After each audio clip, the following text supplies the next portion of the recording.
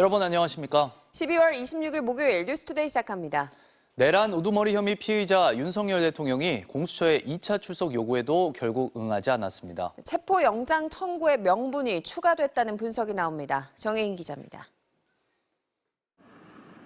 아침부터 CCTV와 NHK 등 외신을 포함한 10여 명의 취재진이 기다렸습니다. 출석에 대비해 공수처 청사 앞도 주차금지 구역으로 지정해 비워뒀습니다. 하지만 출석을 요구한 오전 10시가 지났지만 윤석열 대통령은 나타나지 않았습니다. 대통령보다 먼저 현장에 배치되는 경호 인력들도 보이지 않았습니다. 윤 대통령은 내란 우두머리 혐의를 받고 있습니다. 법정형이 사형이나 무기징역, 무기금고밖에 없는 중대 범죄입니다.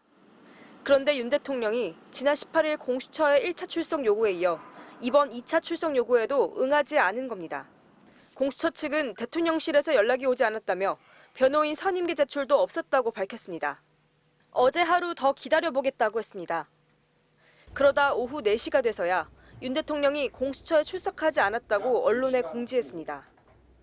향후 조치에 대해서는 정해진 바 없고 검토 후 결정하겠다고 밝혔습니다. 소환 조사가 또 불발되면서 체포영장을 청구할 명분이 추가됐다는 분석이 나옵니다.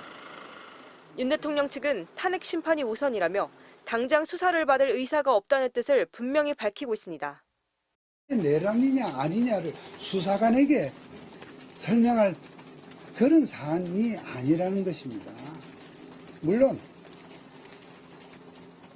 때가 되면 그 절차에도 응할 것입니다. 윤 대통령 측 석동현 변호사는 어제 별도 입장을 내놓지 않았습니다. 다만 윤 대통령이 변호인 구인난을 겪고 있다는 보도는 사실이 아니라고 반박했습니다. 윤 대통령이 전관 변호사에게 7억 원의 수임료를 제안했지만 거절당했다는 보도가 나오자 자신의 페이스북에 소설 같은 얘기가 아니라 소설이라고 올렸습니다. MBC 뉴스 정혜인입니다.